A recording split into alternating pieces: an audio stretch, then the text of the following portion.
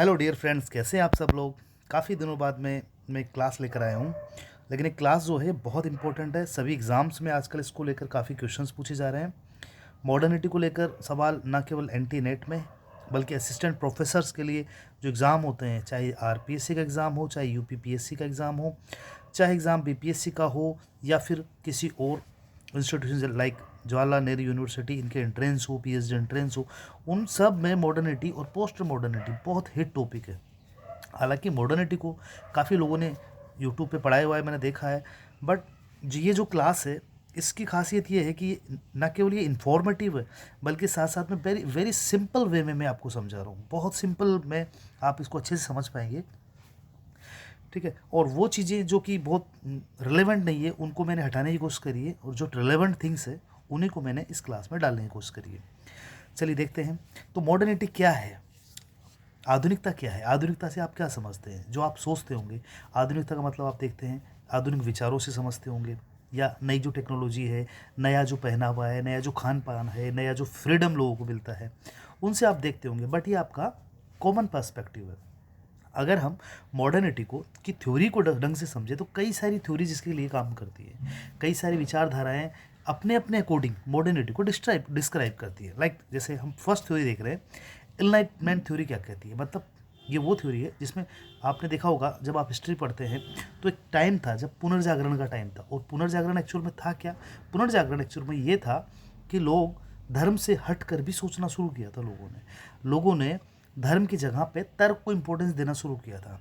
उस तर्क और वो तर्क आया क्यों था, बिकॉज उस समय साहित्य का डेवलपमेंट हुआ था। लोगों ने लिखना शुरू किया था।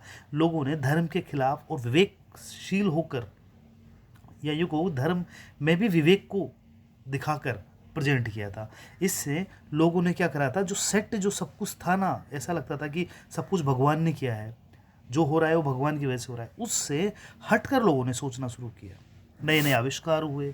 ठीक है। और उसी का पुनर्जागरण का ही परिणाम था कि जो इंडस्ट्रियलाइजेशन जो डेवलप हुआ था, बिकॉज आविष्कार की जो सोच थी वो कहाँ से शुरू हुई थी, वो सोच शुरू हुई थी पुनर्जागरण से, जहाँ पे नवीन साहित्य का सर्जन हुआ था और नई सोच, इंटेलेक्चुअल जो मूवमेंट था वो वहाँ पे हुआ था। तो इसको देखते हैं।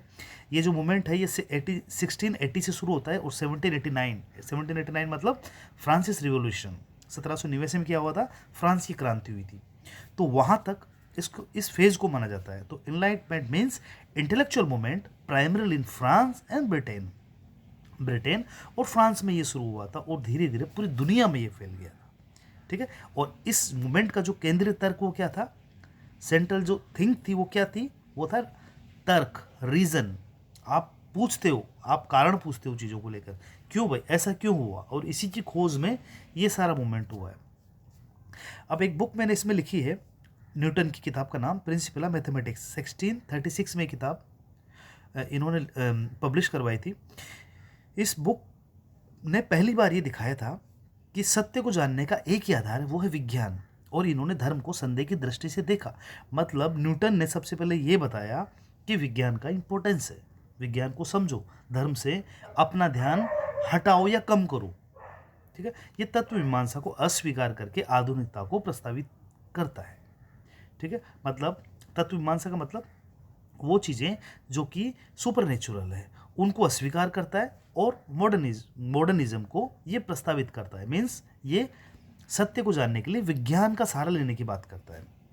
अब इस बुक का नाम मैंने इसलिए लिखा है, कई एग्जाम्स में क्या करते हैं, इस तरह की बुक्स पूछ लेते हैं। ठीक है। एक लेमार्क को लेकर एक किताब पूछी थी उन्होंने एक एग्ज़ाम में। तो इस तरह से ये किताबें इंपॉर्टेंट है, इनको याद रखो। लाइक जैसे वेल्थ ऑफ नेशन मैंने इसमें डाली है, तो वेल्थ ऑफ नेशन हम सब जानते हैं, एडम स्मिथ ने लिखी है। बट 1776 में ये किताब लिखी, एग्जाम में पूछ लिया जाएगा कौन से सन में ये किताब लिखी गई है। ठीक है। तो एनलाइटमेंट थ्योरी से हमने क्या प्रोडक्ट निकला, एनलाइटमेंट थ्योरी का जो प्रोडक्ट थे वो ये थे कि डेमोक्रेटिक वैल्यू की पहली बार जो स्थापना थी वो इस आंदोलन के बाद हुई। आपने देखा होगा फ्रांसीसी क्रांति में हमने स्वतंत्रता, समानता और बंधुता, ये तीन जो कंपोनेंट थे वो कहाँ से मिले हैं हमें, वो मिले हैं फ्रांसीसी रिवॉल्यूशन से। ठीक है। और उसके बाद देखते हैं हम, अब ऐसा तो नहीं है कि ये जो मूवमेंट था ये जो इफ़ेक्ट करेगा ओनली सोसाइटी की, या जो पॉलिटिकल जो ये जो चीज़ें थी ये पॉलिटिक्स में आई, ठीक है, राजनीतिक व्यवस्था में आई, तो इकोनॉमी को भी इफेक्ट करेगा। तो इकोनॉमी को इफेक्ट कहाँ करता है, ये बात बताए वेल्थ ऑफ नेशन में एडम स्मिथ ने। उन्होंने पहली बार बताया कि सॉरी, डिवीजन ऑफ लेबर को इन्होंने इंपॉर्टेंस दी, और इन्होंने बताया कि जो उपभोक्ता है मतलब कंज्यूमर है, मीन्स हम लोग हैं, वो किस बात को इंपॉर्टेंस देते हैं, हम इंपॉर्टेंस देते हैं चीज़ें सस्ती हो और क्या हो, चीज़ें अच्छी हो। हम मार्केट में जाते हैं तो हम क्या करते हैं, हम कोशिश करते हैं चीज़ें अच्छी हो, चीज़ें सस्ती हो, चीज़ें टिकाऊ हो। तो ये बातें सब इन्होंने एडम स्मिथ ने बताई। इसको इस पर्सपेक्टिव में, मतलब हम इकोनॉमी के पर्सपेक्टिव में मॉडर्न थिंक बोल सकते हैं। उसी के साथ अगर हम फिलोसफी की बात करें तो Rousseau, Montesquieu, Voltaire, Immanuel Kant, ये सब लोग आए। इन्होंने अलग अलग तरीके से मॉडर्निज्म को डेवलप, मॉडर्न जो थिंक है या मॉडर्निज्म है उसको डिस्क्राइब किया। उसके बाद में अगर हम देखें कि ये जो फेज था, इनलाइनमेंट का जो एरा था, उसमें जो विचार, जो आपस में विचार, या यूँ कहो कि जो डिस्कोर्स हुआ था, डिस्कोर्स का मतलब बातचीत या जो तर्क वितर्क हुए थे, वो थे रैशनैलिटी और इम्प्रेसिज्म को लेकर, मतलब तर्कवाद और अनुभववाद को लेकर, ठीक है। अब एक बार पीटर हैमिल्टन जो थे, उन्होंने भी मॉडर्निटी के कुछ विशेषताएं बताई थी, कुछ कैरेक्टरिस्टिक बताए थे कि किन को हम मॉडर्निटी कह सकते हैं। तो ये इन्होंने बताया था कि मॉडर्निटी में रीजन और रैशनैलिटी को इंपॉर्टेंस दिया जाता है। उसके अलावा बताया एम्प्रेसिज्म या अनुभववाद को इंपॉर्टेंस दिया जाता है, सार्वभौमिकवाद इसमें इंपॉर्टेंट है, प्रगति इसमें इंपॉर्टेंट है, इंडिविजुअलिज्म, इससे पहले का जो समाज था वो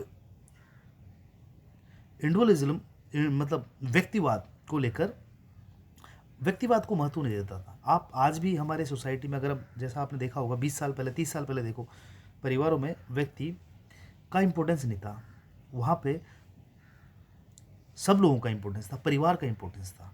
आदमी सेल्फ डेवलप नहीं कर सकता था, ठीक है। तो मॉडर्निटी ने हमें क्या सिखाया, इंडिविजुअलिज्म, ठीक है, टॉलरेंस चीज़ों को लेकर सॉरी, टॉलरेंस को इन्होंने इंपॉर्टेंस दी। टॉलरेंस का मतलब होता है सहिष्णुता। सहिष्णुता का मतलब सभी धर्मों के प्रति, सभी लोगों के प्रति, सभी संस्कृतियों के प्रति किसी भी तरीके से नकारात्मक भाव ना रखना, अतिवादी नहीं होना, ठीक है।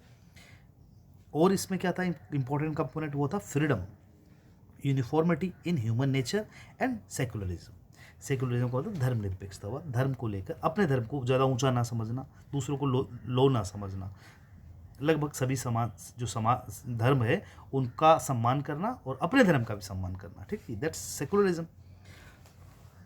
अब मॉडर्निटी की क्रिटिसिज्म को लेकर भी दो लोगों ने लिखा है, दो क्या कई लोगों ने लिखा है, बट मैंने दो को इसमें फोकस किया है। एक तो लियोटार्ड, ठीक है, लियोटार्ड ने, इन्होंने बोला है कि ज्ञानोदय संपूर्ण रूप से दकियानुसी विचारधारा है, मॉडर्निटी समाजवादी समाज पैदा करने से सफल नहीं हुआ है। इसके जवाब में हेबर नाम ने कहा था कि मॉडर्निटीज ने अनसेटिस्फाइड प्रोडक्ट, मीन्स ये है,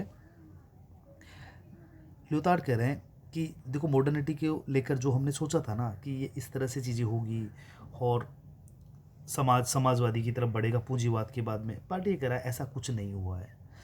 बट इसी का काउंटर करते हुए, इसी को काउंटर करते हुए हेबरमा बोलते हैं कि मॉडर्निटी एक अनफिनिश्ड प्रोजेक्ट है, मतलब ऐसा नहीं है कि ये भी कंप्लीट हो गया है। भाई हम रास्ते पे चले हैं, अभी धीरे धीरे हम कंप्लीट करेंगे, अभी पूरी तरह मॉडर्निटी कंप्लीट नहीं हुआ है। जब ये पूरी तरह मॉडर्निटी सोसाइटी में आ जाएगा, लागू हो जाएगा, या यूँ कहो कि सब लोग इसको अपनी स्वीकृति दे देंगे, तो डेफिनेटली ये काफ़ी बेनिफिशियरी होगा, ठीक है।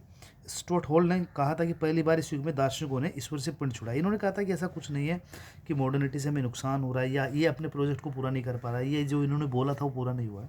स्टुअर्ट हॉल कहते हैं यार एटलीस्ट इतना तो इसका फ़ायदा हुआ है कि इन्होंने ईश्वर से पिंड छुड़वाया, मतलब हर बात के लिए ईश्वर को जिम्मेदार, ईश्वर ने ऐसा किया, ईश्वर ने वैसा किया, आदमी को सोच ही नहीं सकता। एटलीस्ट इस विचारधारा से तो इसने लोगों को छुटकारा दिलवाया, ठीक है। नेक्स्ट थ्योरी देखते हैं, वो है theory of traditional modernity कंटेनम।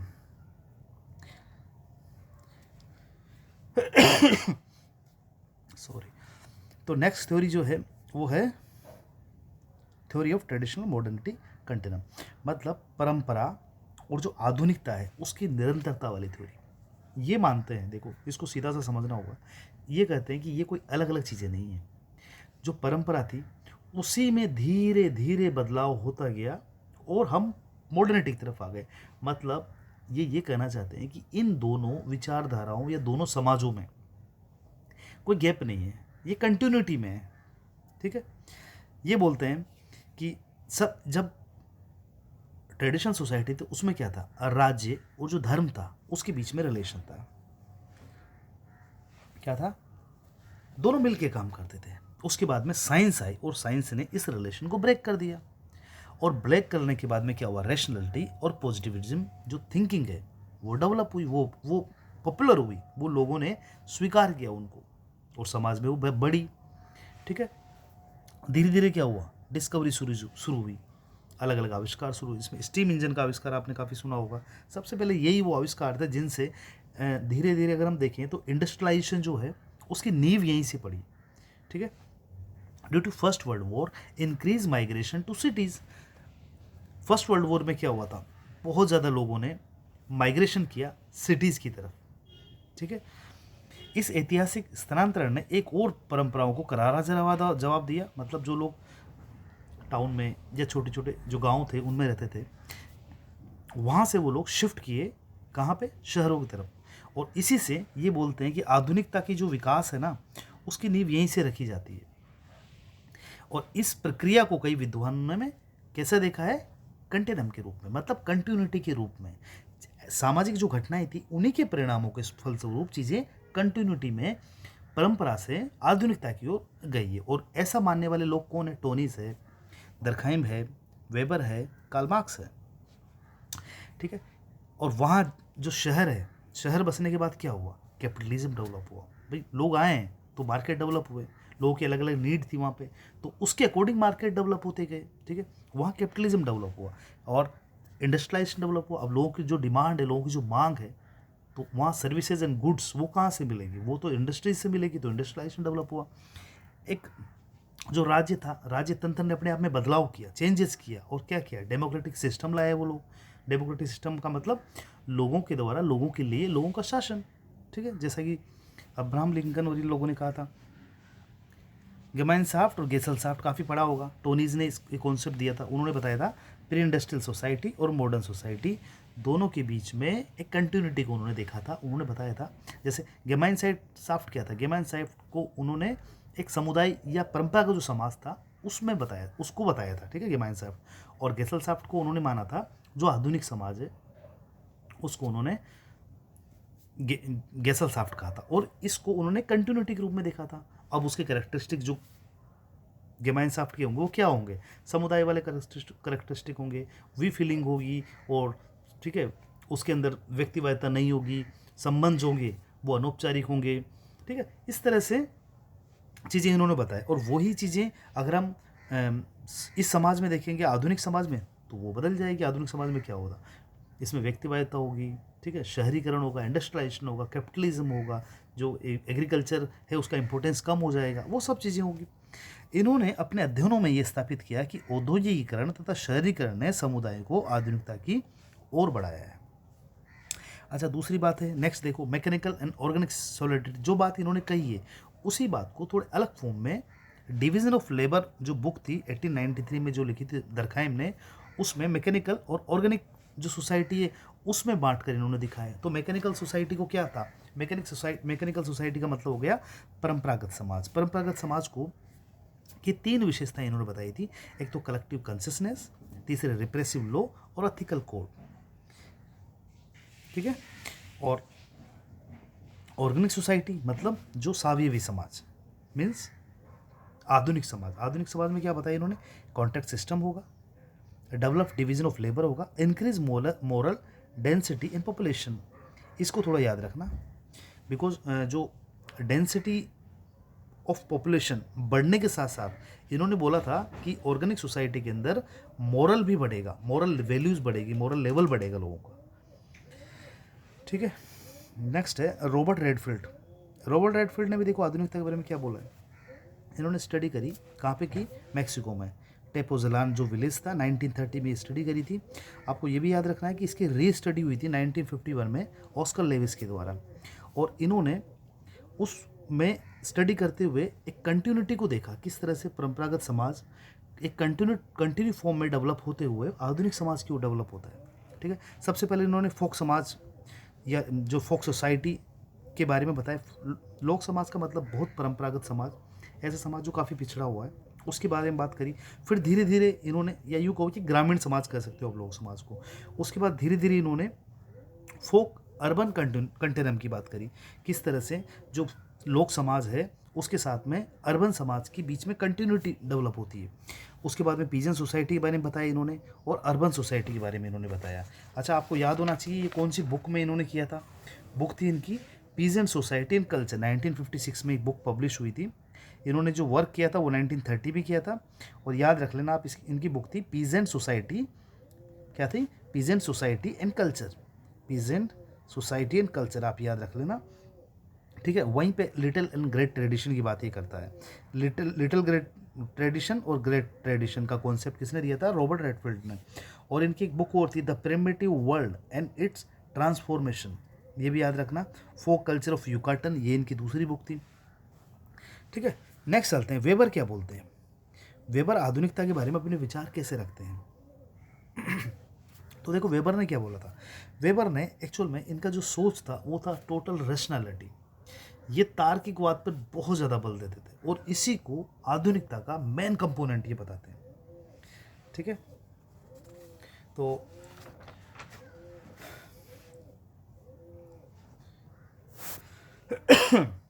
Rationality के या जो तर्कवाद था उसके इन्होंने 4 प्रकार बताए। कौन कौन सी।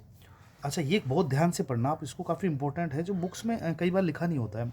4 तरह की तार्किकता का उल्लेख इन्होंने किया है, किसी बुक में नहीं मिलेगा आपको, बहुत कम जगह मिलता है। मैंने एक बहुत ऑथेंटिक बुक थी, वहाँ से ये चीज़ें निकाली है। पहला बताया इन्होंने औपचारिक बुद्धि संगतता या फॉर्मल जो रैशनैलिटी है। दूसरी है वास्तविक बुद्धि संगतता। तीसरी सैद्धांतिक बुद्धि संगतता। और चौथी है व्यवहारिक बुद्धि संगतता। अब इसमें खास बात यह है कि इन्होंने 4 तरह की बुद्धि संगतता तो बताई है, बट जो डिस्क्राइब किया है ना, जिसको लेकर इन्होंने अपनी स्टडी दी है, जिसको लेकर इन्होंने अपनी सब चीज़ों को आगे बढ़ाया, वो थी फर्स्ट वाली, ओनली फोकस्ड ऑन फर्स्ट, ठीक है। वो थी औपचारिक बुद्धि संगतता, ठीक है। और ये कहते हैं कि जो आधुनिकता की कुंजी है ना, वो क्या है, औपचारिक बुद्धि संगतता। तो आपको एग्जाम में पूछा जा सकता है कि वेबर ने आधुनिकता की कुंजी किस तरह की बुद्धि संगतता या रेशनलिटी को माना है। ऑप्शन होंगे आपके पास फॉर्मल, सब्सटैंटिव, थ्योरेटिकल, प्रैक्टिकल। तो आंसर क्या होगा, फॉर्मल। और फॉर्मल में जब ये एग्जाम्पल देते हैं तो ब्यूरोक्रेसी एग्जाम्पल देते हैं, ठीक है। ब्यूरोक्रेसी के द्वारा ये चीज़ों को समझाते हैं, किस तरह से ब्यूरोक्रेसी में नियम होते हैं, किस तरह से आधुनिक जो समाज है वो ब्यूरोक्रेसी का सहारा लेते हुए डेवलप हो रहा है, ठीक है। आगे बात करी इन्होंने कैपिटलिज्म की, पूंजीवाद की बात करी थी, आपको पता ही था। स्पिरिट ऑफ कैपिटलिज्म में Protestant ethics and spirit of capitalism जो बुक थी उसमें इन्होंने अच्छे से बताया है कैपिटलिज्म को, ठीक है। ये फ्रीडम को सपोर्ट करते हैं, ये भी चीज़ों को इस तरह से नहीं रखते कि मतलब ये मानते हैं पूरी तरह कि चीज़ें स्वतंत्रता की ओर होनी चाहिए, चाहे इकोनॉमी हो चाहे लोग हों। और ईसाई धर्म के कालीनवाद में ऐसे आचार हैं जो पूंजीवाद को जन्म देते हैं, जैसा मैंने बोला भी। The spirit of Protestant ethics and spirit of capitalism book, इन्होंने बताया था कि इन जो प्रोटेस्टेंट जो धर्म है, ईसाई धर्म के देखो दो पार्ट है, एक तो प्रोटेस्टेंट और एक है कैथोलिक। कैथोलिक है ये वो विचारधारा को डेवलप करते हैं जो शुरुआती विचारधारा है इनको, मीन्स ये थोड़े रिजिड है। उसके बाद में जो इनमें जो नया जो थोड़ा डेवलप विचारधारा थी, जो थोड़ा यूँ कहो कि ज़्यादा उसके अंदर एक्सट्रीमिस्ट नहीं थे, वो अतिवादी नहीं थे, उनके अंदर लिबरलिज्म था, तो वो था प्रोटेस्टेंट धर्म। ईसाई धर्म का ही पार्ट है प्रोटेस्टेंट धर्म, ये मान लो नया जो धर्म था इसी का पार्ट है, वो है प्रोटेस्टेंट। उन्होंने क्या करा, उन्होंने कोशिश करी कि उनके पास जो पूंजी आती है उस पूंजी को री इन्वेस्ट करने की कोशिश करी। उनके धर्म इस तरह की चीज़ें हैं कि उन्होंने री इन्वेस्ट को बढ़ावा दिया, उस धर्म ने री इन्वेस्ट को मान्यता दी। ये मान लो जैसे हमारा धर्म है हिंदू धर्म, इसमें पहले वाले टाइम में री इन्वेस्ट मतलब कहते थे ना कि हमारे घर में भूखा जो साधु आए, हमारे पास इतना धन होना चाहिए कि साधु आए वो भूखा भी ना जाए और हमारे घर का काम भी चल जाए। मीन्स हम री इन्वेस्ट या इन्वेस्टमेंट को अच्छा नहीं मानते था, हमारा धर्म इस बात को सपोर्ट नहीं करता था, ये पूंजी संचय को बिल्कुल सपोर्ट नहीं करता था, और ये धर्म सपोर्ट करता था। और इसी वजह से जो पूंजीवाद डेवलप हुआ पूरी दुनिया में, उसकी जो बेसिक जो विचारधारा डेवलप बनती है वो प्रोटेस्टेंट धर्म से ही बनती है। मीन्स वो जो शुरुआती लोग थे जिन्होंने कैपिटलिज्म को डेवलप किया, वो सारे लोग ज़्यादातर किस धर्म से रिलेटेड थे? प्रोटेस्टेंट धर्म से, मतलब ईसाई धर्म के प्रोटेस्टेंट धर्म से वो लोग उस रिलेटेड थे। तो इसी की स्टडी इन्होंने करी थी और ये कंक्लूजन निकाला था। बाकी इन्होंने describe capitalism different from Karl Marx. Karl Marx से डिफरेंट तो ये थे ही सही। कार्ल मार्क्स किस बात को इंपॉर्टेंस, ओनली इकोनॉमी को इंपॉर्टेंस दे देते थे। और इन्होंने इकोनॉमी के अलावा इन्होंने मार्केट सिचुएशन और लाइफ चांस की अवधारणा भी दी थी। उसमें बताया था कि जो मार्केट के अंदर वो या उसी आदमी को ज़्यादा लाइफ चांस मिलेंगे जिसकी मार्केट सिचुएशन अच्छी है, जिसकी मार्केट कंडीशन अच्छी है, जिसके हाथ में पूंजी है। ठीक है। Profiting man component of capitalism which create status group and social stratification. इन्होंने कहा था सोशल स्ट्रेटिफिकेशन और स्टेटस जो ग्रुप बनते हैं उसका आधार क्या है? प्रॉफिटिंग, लाभ कमाना। ठीक है, लाभ से ही लोगों के पास ये डिफरेंस क्रिएट होता है। किसी के पास पैसा नहीं होता है, किसी के पास पैसा होता है। जिसके पास पैसा होता है उसका स्टेटस ग्रुप भी अच्छा होता है, उसके सोशल स्ट्रेटिफिकेशन, उसका जो नाम है, उसका जो स्टेटस है वो भी ऊपर होता है। अब हम देखते हैं जॉर्ज सिमल क्या बोलते हैं। जॉर्ज सिमेल जो है ये एक जर्मन सोशोलॉजिस्ट है।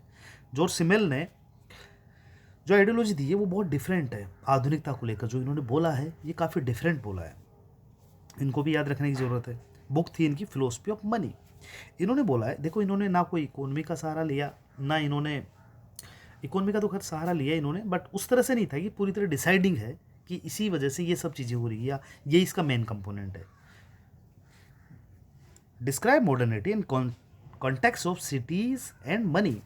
मतलब सिटी को इंपॉर्टेंस दी। पहली बात तो इन्होंने मॉडर्निटी को सिटी के साथ जोड़ा, शहरों के साथ जोड़ा मॉडर्निटी को, और साथ साथ में मनी के साथ जोड़ा। बुक थी इनकी फिलोसफी ऑफ मनी, 1990 में इन्होंने बुक लिखी। काफ़ी इंपॉर्टेंट किताब है, एग्जाम में पूछी जाती रहती है, इसको याद कर लेना। Describe money as a structuring agent. मतलब इन्होंने बताया कि एक स्ट्रक्चरिंग एजेंट है that help people understand the totality of life. मतलब पैसा एक ऐसी वो चीज़ है जो लोगों की ज़िंदगी में, जैसे हम पहले स्टूडेंट थे, स्टूडेंट के बाद में हम जॉब में आते हैं, कोई बिजनेस करता है, कोई दुकान खोलता है, कुछ भी एनीथिंग एल्स जो कुछ करता है, उसकी लाइफ में जो परिवर्तन आता है वो पैसा आने के साथ साथ साथ बढ़ता जाएगा। पैसा बढ़ता जाएगा, उसकी लाइफ का जो तरीका है, जो जीने का तरीका है, या जो मॉडर्निज्म होने का जो प्रोसेस है, तभी इन्होंने बोला है स्ट्रक्चरिंग एजेंट। मनी को क्या बोला है? Structuring agent. वो चेंज होता जाएगा और मॉडर्निटी आती जाएगी। बात ये है सीधी। 3 इफेक्ट ऑफ मनी इन्होंने बताया कि इन्होंने बताया एक ह्यूमन बीइंग पर 3 तरह से इफेक्ट मनी का पड़ता है। पहला बताया इन्होंने, जैसे ही पैसा आता है वो अपनी छुपी हुई इच्छाओं को पूरी करने की कोशिश करता है, और जैसे जैसे ही पूरी करेगा वो अपनी इच्छाओं को, तो जैसा पैसा बढ़ता जाएगा उसके साथ साथ उसको पावर भी आने लग जाएगा। ठीक है, उसको शक्ति का महसूस होने लग जाएगी, उसको लगता है कि मेरे पास पावर है। अब मनी का पावर है, मनी के पावर से ही वो और पावर भी अर्जित कर लेता है। और उसी को उसने क्या बोला है, जब वो पावर फील करता है, जब वो अपनी हिडन विशेज़ को फुलफिल करता है, तो अल्टीमेटली उसको कैसा लगता है? उसका नाम दिया इसमें एपिफेनी, मतलब प्रभु प्रकाश। प्रभु प्रकाश का मतलब है बहुत अच्छा अच्छा लगता है। ठीक है, अब उन्होंने आगे क्या लिखा है, सेकंड क्या बताया? सेकंड ये बताया कि मनी आने से क्या होगा? मनी आने से फ्यूडलिक सोसाइटी चेंज हो जाएगी कैपिटलिस्ट सोसाइटी में। जैसा कि इन्होंने पहले वेबर ने भी बोला है, कार्ल मार्क्स ने भी बोला है, मनी के द्वारा उसको ही कहीं ना कहीं इन्होंने अपनी थ्योरी में डाला है कि फ्यूडलिस्टिक से कैपिटलिस्ट सोसाइटी की तरफ सोसाइटी बदल जाती है। ठीक है, और इससे क्या होता है? इससे आएगी एक अलग तरह की प्रॉब्लम, वो आएगी एलिनेशन, अलगाव की। मतलब ये कहते हैं सोसाइटी जब फ्यूडलिस्टिक से कैपिटलिस्ट की तरफ जाती है तो कुछ लोग मज़े वाली संस्कृति में चले जाते हैं। ठीक है, और कुछ लोग चले जाते हैं कहाँ पे? Tragedy of culture. ठीक है, और एलियनेशन की वजह से, एलियनेशन मतलब अलगाव, आदमी को अलगाव फील होता है। ये करो कि उसको खुद को मज़ा नहीं आ रहा होता है कुछ भी लाइफ में, वो चीज़ों से कटा हुआ महसूस करता है। ठीक है, और थर्ड वाला बताया इन्होंने, develop the culture of tragedy of culture, जो मैंने बोला है। और ये ट्रेजेडी ऑफ कल्चर किससे रिलेटेड है? ये अलगाव से रिलेटेड है। जो लोग अलगाव महसूस करते हैं उनके लिए ट्रेजेडी ऑफ कल्चर है। मतलब प्रॉब्लम ऑफ एलिएशन को क्या बोलते हैं? प्रॉब्लम एलिएशन को ही ट्रेजेडी ऑफ कल्चर बोलते हैं। तो ट्रेजेडी ऑफ कल्चर का कॉन्सेप्ट किसने दिया? जॉर्ज सिमल ने। अगर पूछा जाए कौन कौन से जो सोशियोलॉजिस्ट है, इन्होंने एलिएशन के कॉन्सेप्ट दिया। तो भाई कार्ल मार्क्स अकेले नहीं है, इसकी बात कौन कर रहे हैं, सिमल भी बोल रहे हैं, जॉर्ज सिमल भी करते हैं ना। एंड ऑब्जेक्टिव कल्चर, प्रभु प्रकाश की अवधारणा दी है। ऑब्जेक्टिव कल्चर तो आपने देखा ही है, ये मजे करने वाली संस्कृति, जिसको मज़ा आ रहा है, जिसको अच्छा लग रहा है, वो तो हो गया ऑब्जेक्टिव कल्चर। और जिसको मज़ा नहीं आ रहा, किसकी वजह से मज़ा नहीं आ रहा, अलगाव की वजह से, वो है ट्रेजेडी ऑफ कल्चर। मीन्स ये है कि सेकंड जो थर्ड जो पार्ट इन्होंने बताया वो ये बताया कि मनी के आने, तीन बातें दोबारा देखते हैं, मनी के आने की वजह से क्या होगा, इंसान हिडन विशेष को पूरी करेगा, पावर फील करेगा और मज़ा आएगा लाइफ में। दूसरा है फ्यूडलिस्टिक से कैपिटलिस्ट सोसाइटी की तरफ सोसाइटी डेवलप करती है। तीसरी बात बताई इन्होंने कि इससे दो संस्कृतियां डेवलप होती, एक होता है ट्रेजेडी ऑफ कल्चर, दूसरी है objective culture. Tragedy of culture का मतलब हो गया त्रासदी की संस्कृति, मतलब प्रॉब्लम ऑफ एलिएशन जो है, अलगाव का जो प्रॉब्लम है, वो लोग त्रासदी वाले लोग हैं, उनको अलगाव फील होता है, मतलब त्रासदी ऑफ कल्चर जी रहे हैं, मजे कर रहे हैं, वो ऑब्जेक्टिव ऑफ कल्चर जी रहे हैं। आगे चलते हैं। नेक्स्ट काफ़ी इंपॉर्टेंट है और इनका कनेक्शन कहीं ना कहीं वेबर से भी है। Rationality as the key structure key characteristic of modernity, ये बोलते हैं जॉर्ज रिट्जर। अब देखो मॉडर्निटी का जो की कैरेक्टरिस्टिक, ये तो वेबर ने भी बताया है, ठीक है, और इसी को जॉर्ज रिट्जर भी बोल रहे हैं, जो कि अमेरिकन सोशियोलॉजिस्ट हैं। तो जॉर्ज रिट्जर को बहुत ध्यान से पढ़ना और इसको कंपेयर करते हुए पढ़ना आप, किससे, वेबर से। तो जॉर्ज रिट्जर बोल रहे हैं वेबर्स रैशनैलिटी को ये फॉलो करते हैं, और इन्होंने रैशनैलिटी नहीं बोला, लेकिन इन्होंने बोला हाइपर रैशनैलिटी, अति यथार्थता। और अति यथार्थता क्यों बोला इन्होंने, आपको मैंने पहले बोला था, वेबर ने देखो 4 तरह की चीज़ें बताई थी। ऊपर एक बार देखो वेबर को, वेबर ने 4 तरह की तार्किकता बताई थी। वेबर ने फोकस किया था सिर्फ एक पे, इसने फोकस किया चारों पे, और इसलिए अति यथार्थता इसको बोलते हैं। तो आप कहते हैं 4 टाइप फोकस्ड ऑन ऑल, मतलब 4 टाइप जो रैशनैलिटी थी उन चारों पे ये फोकस करते हैं, ठीक है। चारों आप देख ही रहे होंगे, ये देखिए चारों, ये चारों पे इन्होंने फोकस किया। फर्स्ट वाला था जो फॉर्मल है, उसको इन्होंने मैकडोनाल्डाइजेशन के लिए बोला। मैकडोनाल्डाइजेशन का कॉन्सेप्ट मैं आपको अभी थोड़ा सा बताता हूँ। बाकी ये कि फिलहाल तार्किकता को के चारों जो स्वरूप थे उन पर इन्होंने स्टडी करी, और 2 का तो आपने देखा ही था, थर्ड को देख लेते हैं। थर्ड है सब्सटैंटिव में मारकता मूल्यों पर ध्यान देता है ये। थर्ड है थ्योरेटिकल, और थ्योरेटिकल में किस पे ध्यान देता है ये, थ्योरेटिकल में ध्यान देता है ये व्यक्ति के विवेकपूर्ण या कॉग्निटिव प्रक्रियाओं पर। थर्ड जो एक्शन है उसमें व्यक्ति की जो कॉग्निटिव प्रक्रिया है ना, उनको जब भी विवेकपूर्ण तरीके से यूज़ करता है तो वो हो गया थ्योरेटिकल। और फोर्थ क्या है, प्रैक्टिकल में दिन प्रतिदिन के जो काम करता है और उसके लिए जो एक्शन करता है उसको इन्होंने, जो तर्क यूज़ करता है उसको इन्होंने प्रैक्टिकल बुद्धि संगतता बोला है। अब एक है हाइपर रैशनैलिटी, जिसकी चर्चा मैंने करी ली। हाँ, अब देखते हैं McDonaldization, fast food culture, credit card, automobile industry of Japan. देखो ये वो चीज़ें हैं जिसका सहारा लेते हुए, जिन कॉन्सेप्ट्स का सहारा लेते हुए जॉर्ज रिट्जर ने अमेरिकन जो वहाँ की सोसाइटी थी उसमें इस तरह के बदलाव देखे। जैसे मान लो लोग किसी मल्टीनेशनल कंपनी में काम करते हैं, थोड़े टाइम का ब्रेक मिलता है उनको। अब ब्रेक मिलता है तब उनको कुछ खाना होता है। अब खाने के लिए उनके पास, अगर एक्चुअल हम देखें तो किसी इंसान को खाना हो तो ज़्यादा टाइम लगता है। तब उन्होंने क्या करा, वहाँ पे इस तरह की चीज़ें डेवलप हुई कि लोगों का टाइम बहुत सेविंग हो जाए, टाइम बचे। उसके लिए जैसे मैकडोनाल्ड आप जाते क्या होगा, वहाँ पे इजीली बर्गर वगैरह, पिज़्ज़ा तो नहीं बनाता, बर्गर है उनका, बर्गर टिक्की हो गया, और इस तरह की जो चीज़ें हैं ना वो रेडीमेड इजीली लो फटाफट बनी बनाई उनको मिल जाती है, उनका टाइम बचता है।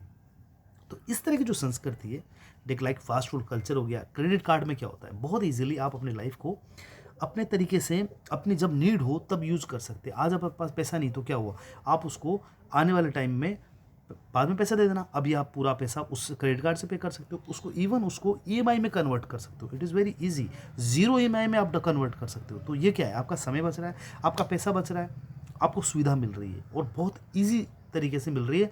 ये बुद्धि संगतता जो है ना, तार्किकता, उसका इन्होंने इसीलिए इसको अति बुद्धिसंगता कहा था कि लोग बहुत तेज़ तरीके से काम करने लग गए, समय बचाने लग गए। और इसी तरीके से इन्होंने ऑटोमोबाइल इंडस्ट्री ऑफ जापान का भी एग्जाम्पल दिया। और ये सब जो एग्जाम्पल दिया था वो हाइपर रेशनलिटी एग्जाम्पल दिए थे एक्चुअल में इन्होंने। ठीक है, एक होता है अमेरिकानाइजेशन। अमेरिकनाइजेशन में क्या, अमेरिकीकरण, अमेरिका की जो कल्चर है उसको लोग फॉलो कर रहे हैं। इसको भी इन्होंने आधुनिकता के साथ जोड़ा है। तो इन्होंने आधुनिकता के साथ जो चीज़ें जोड़ी है उसमें 3-4 चीज़ें इंपॉर्टेंट है। एक तो रेशनलिटी नहीं, हाइपर रेशनलिटी। और वेबर की रेशनलिटी से डिफरेंट कैसे है? डिफरेंट इस पर्पज से है कि उन्होंने 4 तरह की रेशनलिटी बताई, उसमें से सिर्फ एक को डिस्क्राइब किया। इन्होंने चारों तरीकों को डिस्क्राइब किया। ठीक है, उसके अलावा इन्होंने McDonaldization, fast food culture, credit card culture, इसके अलावा अमेरिकनाइजेशन, इन सब का कॉन्सेप्ट दिया। ठीक है, तो ये इनका आधुनिकता है। अब मॉडर्निटी के लिए जो आगे हमारे जो सोशोलॉजिस्ट है वो है हेबरमा। हेबरमा का नाम तो खैर आपने सबने सुना होगा, काफ़ी महत्वपूर्ण सोशोलॉजिस्ट है और आधुनिकता के उसमें तो बहुत, क्योंकि बहुत ज़्यादा सपोर्टर है। तो इन्होंने बोला था ना कि modernity is an unfinished project, अभी फिनिश नहीं हुआ है। मतलब इनको पूरा भरोसा है, ये अभी भी वेट करना चाहते हैं। ये चाहते हैं कि मॉडर्निटी के जो फ़ायदे हैं, मॉडर्निटी के जो पूरी तरह लागू होना है वो भी बाकी है, ये फिनिश नहीं हुआ है ये प्रोजेक्ट। जब भी कोई उत्तर आधुनिक सिद्धांतकार कुछ बोलता है, पोस्ट मॉडर्निज्म भी आजकल चल रही है, आपने देखा है, तो उसके बारे में जैसे ही लोग बोलते हैं ये फट से बोल देता है कि नहीं नहीं नहीं, मॉडर्निटी अभी चल रही है, ये कंप्लीट नहीं हुई है, आप वेट करो अभी तक। ठीक है, तो फ्रैंकफर्ट स्कूल से ये भी रिलेटेड रही हैं। फ्रैंकफर्ट स्कूल का मतलब ये वो लोग हैं जिन्होंने मार्क्स को रीएस्टैब्लिश करने की कोशिश करी, मार्क्स की विचारधारा को समय के बदलते समय के साथ में प्रेजेंट करने की कोशिश करते हैं। ठीक है, मार्क्सिस्ट है बट कैपिटलिज्म के सपोर्टर हैं। पब्लिक स्फीयर का इन्होंने कॉन्सेप्ट दिया था। इसके लिए इन्होंने बोला था पब्लिक स्फीयर का जो कॉन्सेप्ट है उसमें बताया था कि आजकल लोग बैठकर बात, जैसे आप इसका एक बहुत ही प्रैक्टिकल एग्जांपल देता हूँ। पहले चाय वाले के वहाँ पे या जो थड़ी बड़ी लगाते हैं बाहर, लोग बैठते थे, डिस्कस करते थे, सारी पॉलिटिक्स की बात करते थे। इवन गांव में आप देखो तो ग्राम पंचायत, जो पंचायतें लगती थी, ठीक है, हालांकि इंस्टीट्यूशनल फॉर्म में ले आया गया है, ग्राम पंचायत हो रही है, बट ये अब इतनी इफेक्टिवली नहीं है। पहले गाँव के जो इश्यूज़ थे उनको बहुत अच्छे से लोग मिलकर सोल्व कर लिया करते थे ना।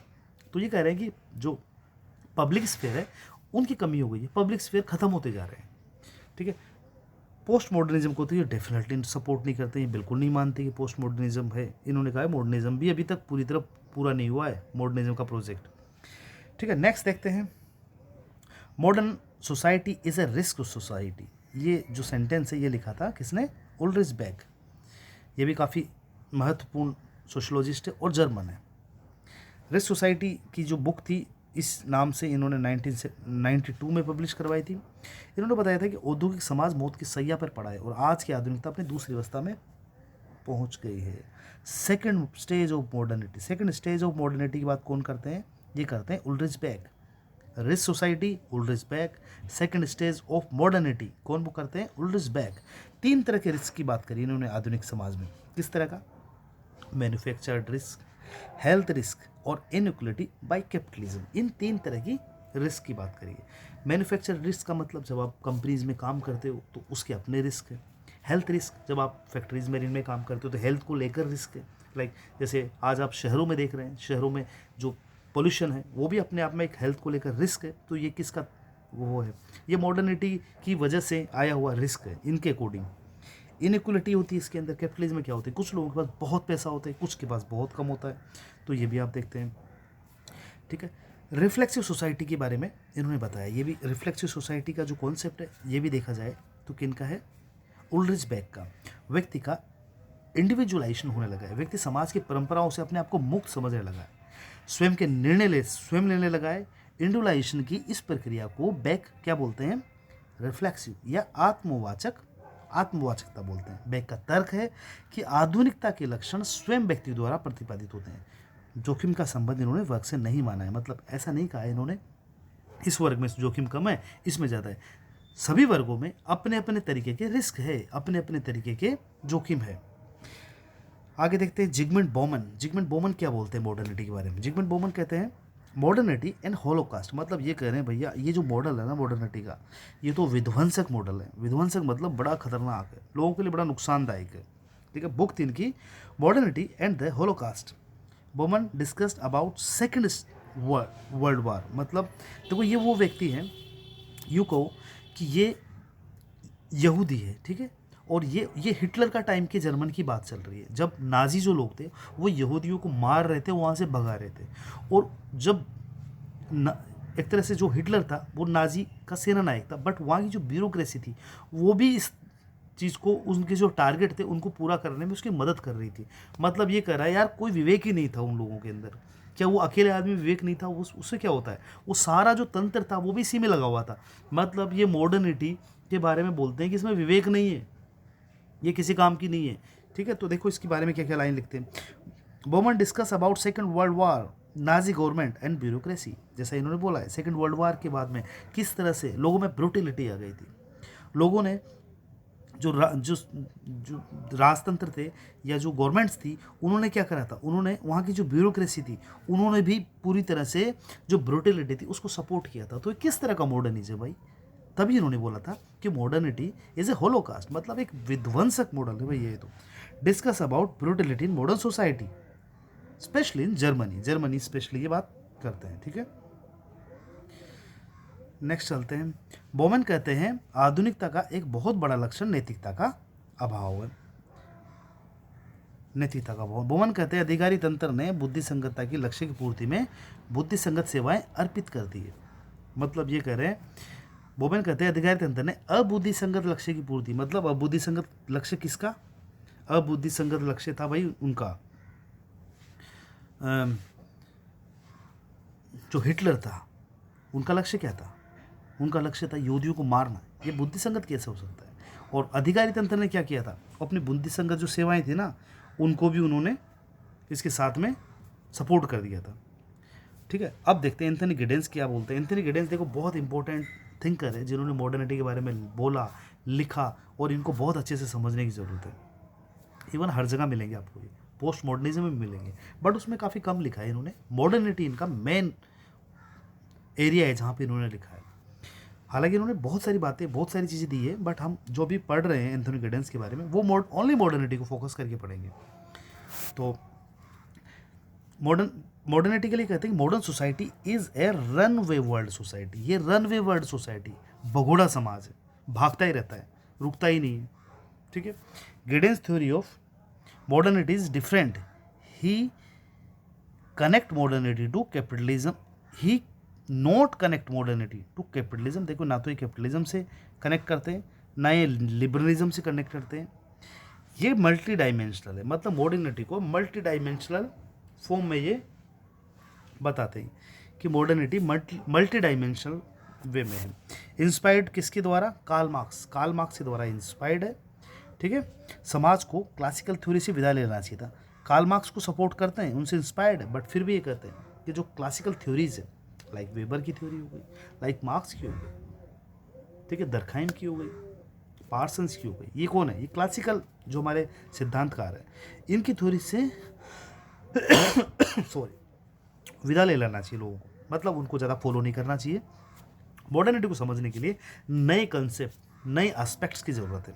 इन्होंने संरचनाकरण का सिद्धांत दिया। देखो ये अपने जो सिद्धांत था मॉडर्निटी को लेकर, उसमें इंस्टीट्यूशंस को इम्पोर्टेंट मानते हैं। ये कहते हैं जो सोसाइटी है, जो समाज है, या जो जो जो पूरा मॉडल है आधुनिकता का, उसमें इंस्टीट्यूशंस का बड़ा इंपॉर्टेंट है। और इंस्टीट्यूशंस बनते कैसे हैं, इंस्टीट्यूशंस बनते हैं,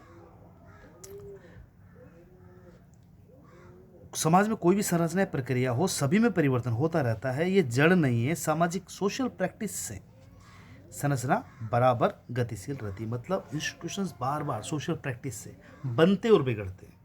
एक बना, उसके बाद नई सोशल प्रैक्टिस आई, वो टूटा, फिर नया बन गया। आप देख सकते हैं, आप अपने आप को ही देखिए, आप बचपन से बड़े हुए तब कई सारी जो चीज़ें थी, कई सारी जो संस्थाएं थी, वो चीज़ अपना रूप बदलती गई। किससे बदली, वो सोशल प्रैक्टिस की वजह से बदलती गई। जो काम हम पहले करते थे वो काम जब हम 10 साल के हुए तो दूसरे तरीके से करने लग गए, उसी काम को हम 20 साल में दूसरे तरीके से करने लगे, ठीक है। गिडेंस कहते हैं कि विशाल या मैक्रो को माइक्रो से पृथक करके नहीं रखा जा सकता है। सूक्ष्म और विशाल दोनों ही सामाजिक संरचना के अनिवार्य तत्व हैं। गिडेंस की थ्योरी ऑफ मॉडर्निटी है, उसके इन्होंने एक तरह से 4 कैरेक्टर बताए, ठीक है। उसमें मोबिलिटी होती है, मतलब मोबिलिटी होती है चीज़ों के अंदर ना, ऐसा कुछ नहीं है कि रिजिड फॉर्म में नहीं होती, बंद व्यवस्था नहीं होती, वो क्लोज सिस्टम नहीं है मॉडर्निटी।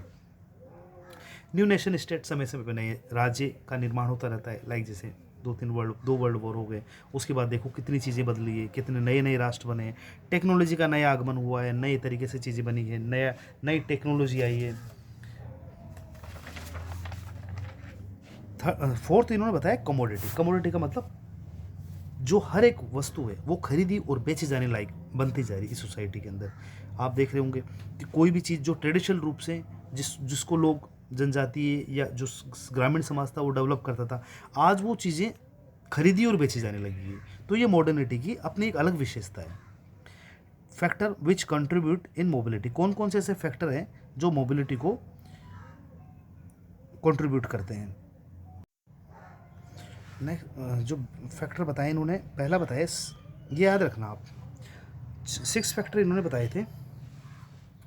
पहला है space, separation of time and space. आज की जो समाज है, आज का जो आधुनिक समाज है इनके अकॉर्डिंग, उसमें भाई टाइम और स्पेस का बहुत इंपॉर्टेंट है।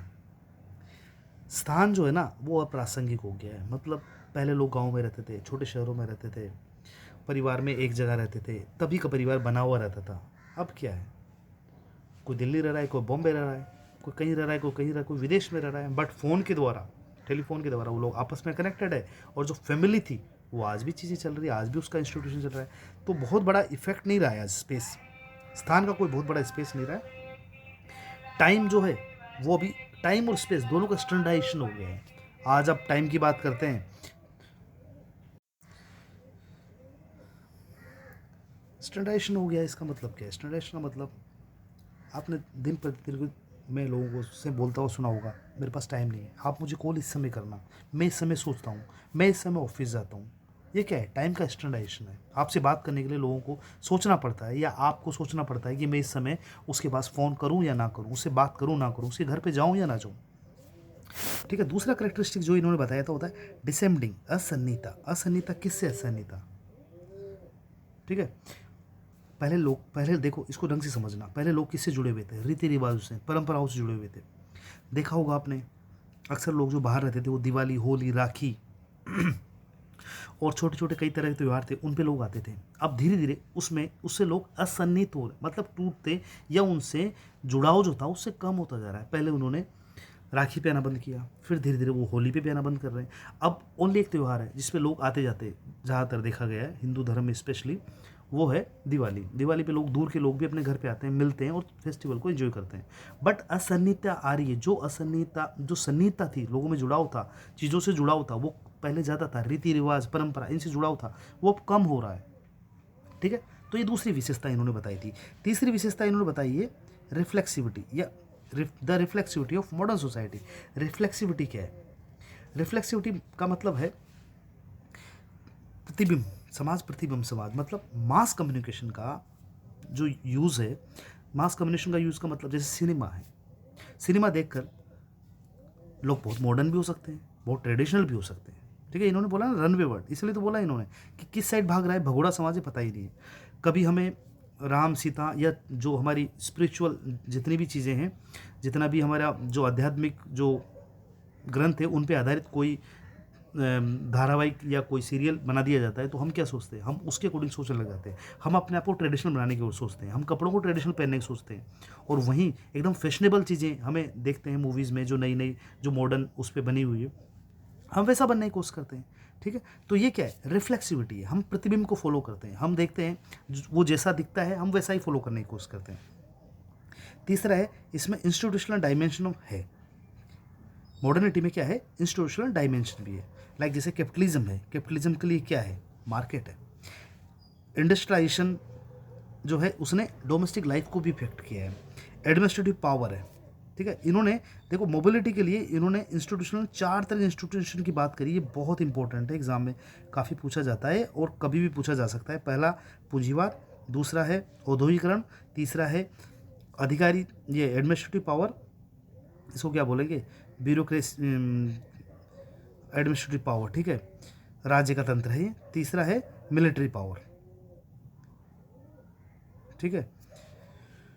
तो 4 विशेषताएं इन्होंने इंस्टीट्यूशनल डायमेंशन में दी है, वो है कैपिटलिज्म, इंडस्ट्रियलाइजेशन, एडमिनिस्ट्रेटिव पावर और मिलिट्री पावर। ये अच्छे से याद रखना। नेक्स्ट देखते हैं। नेक्स्ट जो विशेषता इन्होंने बताई है ग्लोबलाइजेशन ऑफ मॉडर्निटी। अगली विशेषता इन्होंने मॉडर्निटी की बताई है, वो है ग्लोबलाइजेशन। वैश्वीकरण को गिडेंस दुनिया भर के लोगों के साथ संबंध का तीव्रीकरण करते हैं। दुनिया भर के लोगों, क्षेत्रों और देशों के बीच में सामाजिक और आर्थिक संबंधों की जो इंटरडिपेंडेंसी है वही वैश्वीकरण है। मतलब एक देश का दूसरे देश के साथ जुड़ जाना, एक इकोनॉमी का दूसरी इकोनॉमी के साथ जुड़ जाना और तीव्रता से जुड़ जाना। ठीक है, क्या है ये? गिडेंस के अकॉर्डिंग ग्लोबलाइजेशन है। इन्होंने पोस्ट ट्रेडिशनल जो सोसाइटी है उसके भी कुछ लक्षण बताए, 5 लक्षण इन्होंने बताए। पहला है कि समाज की सामूहिक याददाश्त की एक परंपरा है। सब लोग एक ही विचारधारा को सोचते हैं, उसको याद रखते हैं, उसको सेलिब्रेट करते हैं। ठीक है। परंपरा में रिचुअल्स होते हैं, परंपरा के कुछ रक्षक होते हैं जो आज भी देखते होंगे आप।